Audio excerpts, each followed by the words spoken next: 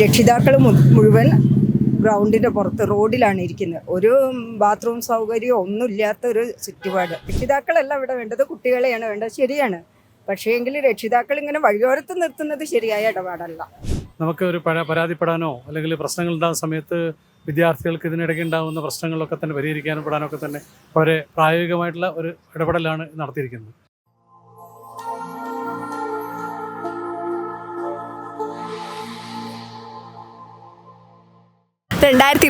NEET പരീക്ഷയാണ് ഇന്നിവിടെ നടക്കാൻ പോകുന്നത്. അപ്പോൾ ഞാനിപ്പോൾ ഉള്ളത് GSSS മെഡിക്കൽ കോളേജ് ക്യാമ്പസിലാണ്. ഇവിടെ നീറ്റ് ആസ്പിരൻസും അതുപോലെ തന്നെ പാരൻസും ഒക്കെ അതിനായിട്ട് വന്നുകൊണ്ടിരിക്കുകയാണ്.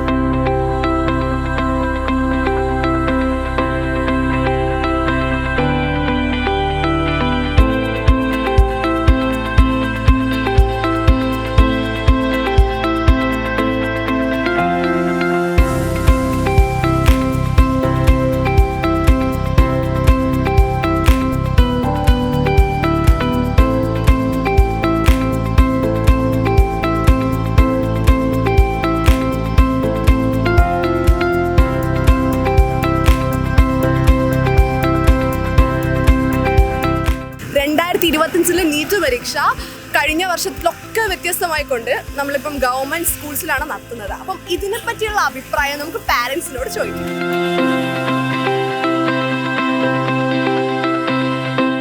എപ്പോഴും ഒരു അതോറിറ്റി ഉണ്ടാകുന്നത് നല്ലതാണ്. അതോറിറ്റിയുടെ അഭാവമാണ് പലപ്പോഴും ഇങ്ങനെയുള്ള കുറേ പ്രശ്നങ്ങൾക്ക് കാരണമാകുന്നത്.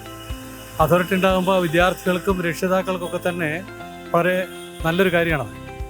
കാരണം നമുക്ക് ഒരു പരാതിപ്പെടാനോ അല്ലെങ്കിൽ പ്രശ്നങ്ങൾ ഉണ്ടാകുന്ന സമയത്ത് വിദ്യാർത്ഥികൾക്ക് ഇതിനിടയ്ക്ക് ഉണ്ടാകുന്ന പ്രശ്നങ്ങളൊക്കെ തന്നെ പരിഹരിക്കാനും പെടാനൊക്കെ തന്നെ വളരെ പ്രായോഗികമായിട്ടുള്ള ഒരു ഇടപെടലാണ് നടത്തിയിരിക്കുന്നത്. എന്നാൽ തീർച്ചയായിട്ടും അത് നല്ലൊരു കാര്യമായിട്ടാണ് കാണുന്നത്. കുട്ടികൾക്ക് ഒരു സെക്യൂരിറ്റി എന്നുള്ളതിലായിരിക്കുമല്ലോ ചെയ്തിട്ടുണ്ടാവുക. അപ്പം അത് കുട്ടികൾക്ക് നല്ലതാണെങ്കിൽ നമ്മളും അതിനോട് യോജിക്കുന്നു. നീറ്റ് എക്സാം എവിടെ നടത്തിയാലും അതിൻ്റെ സെക്യൂരിറ്റിയോട് കൂടിയല്ല അവർ നടത്തുന്നത്. അതിപ്പം സെക്യൂരിറ്റി ഉണ്ടെങ്കിൽ ഓക്കെ, വേറൊരു കുഴപ്പമില്ലല്ലോ. രക്ഷിതാക്കൾ മുഴുവൻ ഗ്രൗണ്ടിൻ്റെ പുറത്ത് റോഡിലാണ് ഇരിക്കുന്നത്. ഒരു ബാത്റൂം സൗകര്യം ഒന്നുമില്ലാത്ത ഒരു ചുറ്റുപാട്. ദൂരെ മലപ്പുറം മഞ്ചേരിയിൽ നിന്ന് വെറുതെ എത്തിയ രക്ഷിതാക്കൾ ഈ സ്ഥലത്തുണ്ട്. ഞങ്ങളിവിടെ കംപ്ലൈൻറ്റ് പറഞ്ഞപ്പോൾ എന്താ പറഞ്ഞത്, ഹോട്ടലില്ലേന്ന് ഇപ്പോൾ ഇവർ പറഞ്ഞു തരണ്ടല്ലോ. സ്കൂള് എപ്പോൾ എക്സാം നടക്കുന്നത് വിജയ ശതമാനം കൂടി നമുക്ക് നോക്കണം. ഗവൺമെൻറ് സ്കൂള് നല്ലതാണ്, പക്ഷെ ഇങ്ങനെയുള്ള സൗകര്യങ്ങൾ വരുമ്പോൾ നമ്മൾ പറയുന്നത് പ്രൈവറ്റ് സ്കൂൾ തന്നെയാണ്. പ്രതീക്ഷിക്കുക എന്ന് പറഞ്ഞു കഴിഞ്ഞാൽ രക്ഷിതാക്കൾ ഇങ്ങനെ ദൂരെ വഴിയിൽ നിന്നാണ് നമ്മൾ ഒരു കുട്ടിയായാലും ആ കുട്ടീനെയായിട്ട് ഇവിടെ എത്തുന്നത്. അപ്പോൾ ആ കുട്ടികളെ രക്ഷിതാക്കളും, ഞാൻ ഇപ്പോൾ ഇവിടെ ചോദിച്ച ചോദ്യമാണ് ഇവിടുത്തെ SI പോലീസ് ഓഫീസറോട് ഞാൻ ചോദിക്കേണ്ടായി. സാർ, രക്ഷിതാക്കൾ വഴിയോരത്താണ് നിൽക്കുന്നത്. ആ വഴിയോരത്ത് നിൽക്കുന്ന രക്ഷിതാക്കളല്ല ഇവിടെ വേണ്ടത്, കുട്ടികളെയാണ് വേണ്ടത്. ശരിയാണ്, പക്ഷേ എങ്കിൽ രക്ഷിതാക്കൾ ഇങ്ങനെ വഴിയോരത്ത് നിർത്തുന്നത് ശരിയായ ഇടപാടല്ല. ഇത്രയും രക്ഷിതാക്കൾ വെയിലത്ത് ഒരു തണലില്ല, വിശ്രമിക്കാൻ ഒരു ഇതില്ല. പക്ഷേ ഞങ്ങൾ കഴിഞ്ഞ ദിവസം, എനിക്ക് ആ സ്കൂളിൻ്റെ പേര് മറന്നുപോയി, REC മുക്കം എഞ്ചിനീയറിംഗ് കോളേജിൻ്റെ ഓപ്പോസിറ്റുള്ള ഒരു സ്ഥലത്തായിരുന്നു. അവിടെ നല്ല സൗകര്യം, രക്ഷിതാക്കൾക്ക് ഇരിക്കാനുള്ള സൗകര്യങ്ങൾ, ബാത്റൂം, വിശ്രമം. കുട്ടികളെ 1 മണിയാവുന്ന നേരത്താണ് ഒരു ഉള്ളിൽ, ഇവിടെ 11 മണിക്ക് ഉള്ളിൽ കയറ്റി കുട്ടികളാണ്. അത് നല്ലൊരു തീരുമാനമായിട്ടാണ് ഞാൻ ഉൾക്കൊള്ളുന്നത്. കാരണം നേരത്തെ CBSE പോലുള്ള സ്കൂളാണ് ഗവൺമെൻറ് തിരഞ്ഞെടുത്തതെങ്കിലും ഗവൺമെൻറ് സ്കൂളാകുമ്പോൾ സ്വാഭാവികമായി കൂടുതൽ സ്കൂളുകളിൽ കുട്ടികൾക്ക് പരീക്ഷ എഴുതാനുള്ള സാഹചര്യം ഒരുങ്ങി വരികയും അതുപോലെ തന്നെ ദൂരെ ഉള്ള ആളുകൾക്ക് അവരുടെ അടുത്ത് ഉള്ള സ്കൂളിൽ തന്നെ പരീക്ഷ എഴുതുവാനുള്ള ഒരു സാഹചര്യം ഒരുങ്ങി വന്നിട്ടുണ്ട്. അത് ഏറ്റവും വിദ്യാർത്ഥികളെയും രക്ഷിതാക്കളെയും സംബന്ധിച്ചിടത്തോളം ഏറ്റവും ഗുണകരമായ ഒരു തീരുമാനമായിട്ടാണ് ഞാൻ അതിനെ കാണുന്നത്. സത്യസന്ധമായി പരീക്ഷ എങ്ങനെ നടത്താമെന്നാണ് എൻ്റെ തോന്നല്. പ്രൈവറ്റിലൊക്കെ ആകുമ്പോൾ എവിടെയോ കറൻകാശം എൻ്റെ മോൾക്ക് കൂടത്തായിയാണ് കിട്ടിയത്. അപ്പോൾ അങ്ങനെ ഉള്ള ഏരിയയിലേക്ക് പോകാതെ ഇപ്പോൾ ടൗണിൽ തന്നെ എല്ലാവർക്കും കിട്ടുന്നുണ്ടല്ലോ, അതൊരു പ്ലസ് ആയിട്ടാണ് എനിക്ക് തോന്നുന്നത്. ഇപ്പോൾ നീറ്റ് എക്സാം തുടങ്ങിക്കഴിഞ്ഞു. അപ്പം പുറത്ത് പാരൻസ് ഒക്കെ നമ്മുടെ പരീക്ഷ എഴുതുന്ന സ്റ്റുഡൻസിൻ്റെ വെയിറ്റ് ചെയ്ത് ഇവിടെ ഇരിക്കുകയാണ്.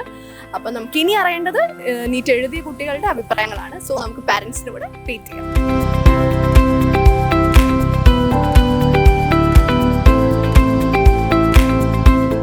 ഇപ്പം നീറ്റ് എക്സാം കഴിഞ്ഞ് കുട്ടികളൊക്കെ പുറത്തിറങ്ങുകയാണ്. അപ്പം നമുക്ക് അവരോട് എങ്ങനെയാണ് ഈ പരീക്ഷ എങ്ങനെ ഉണ്ടായിരുന്നു, എന്തെങ്കിലും ടഫായിട്ടുണ്ടോ, അല്ലെങ്കിൽ നമുക്ക് പുറമേ നിന്ന് എന്തെങ്കിലും ക്വസ്റ്റ്യൻസ് വന്നിട്ടുണ്ടോ എന്നൊക്കെ ചോദിക്കും. എക്സാം കുഴപ്പമില്ലായിരുന്നു. ഫിസിക്സ് മാത്രം ഇച്ചിരി ടഫായിരുന്നു, ബാക്കിയെല്ലാം ഓൾമോസ്റ്റ് നല്ലതായിരുന്നു. അങ്ങനെയൊന്നും അറിയത്തില്ല, എന്തായാലും കുഴപ്പമില്ലായിരുന്നു. Thank you. ബയോളജി വലിയ കുഴപ്പമില്ല. ഞാൻ പിന്നെ കോച്ചിങ്ങിന് പോകാണ്ട് എഴുതി എക്സാം ഫസ്റ്റ് അറ്റംപ്റ്റാ. കുഴപ്പമില്ലാന്ന് തോന്നുന്നു. കുഴപ്പമില്ലായിരുന്നു, ആവറേജ് എല്ലാം കണ്ട ക്വസ്റ്റ്യൻസ് ആയിരുന്നു. ജെയുമായിട്ട് കുറച്ച് ടഫായിട്ട് മോഡറേറ്റ് ചെയ്യണം. 2-3 ക്വസ്റ്റ്യൻസ് കുഴപ്പമില്ലായിരുന്നു. ഫിസിക്സ് കുറച്ച് പണിയായി തോന്നി, പക്ഷെ ബാക്കി കുഴപ്പമില്ലായിരുന്നു. സമയം കിട്ടി. അങ്ങനെ തോന്നിയില്ല. സൈഡായിട്ട് കുഴപ്പമില്ലായിരുന്നു. നല്ലത് കുഴപ്പമില്ല. ഫിസിക്സിന് ടൈം കിട്ടില്ല, മറ്റേ കുഴപ്പമില്ല. ബയോ കെമിസ്ട്രി അത്യാവശ്യം അല്ല, കൺസെപ്റ്റ് ഓറിയൻറ്റഡ് ആയിട്ട് സമയം കുറച്ച് എടുത്ത് കാൽക്കുലേഷൻ ഉണ്ട്. അപ്പോൾ 1-2 ദിവസത്തിന് ടൈം വല്ലാണ്ട് കൺസ്യൂം ചെയ്തതാണ്. അങ്ങനത്തെ ഒരു വർഷം വന്നു. വേറെ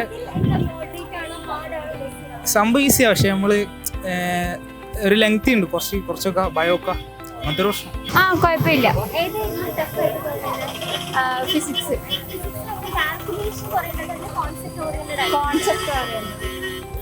ഞങ്ങൾ കുറച്ച് പേരെടുത്തൊക്കെ എങ്ങനെ ഉണ്ടായിരുന്നു ചോദിച്ചു. എല്ലാവരുടെ അടുത്തും ചോദിക്കാൻ പറ്റില്ല, കാരണം എക്സാം കഴിഞ്ഞത് എല്ലാവരും പാരൻസിൻ്റെ അടുത്തൊക്കെ പോയിട്ട് ചിലരൊക്കെ വിഷമത്തിലായിരുന്നു, ചിലരൊക്കെ നല്ല ഹാപ്പി ആയിരുന്നു, ചിലർ ഓക്കെ എന്നുള്ള രീതിക്കായിരുന്നു.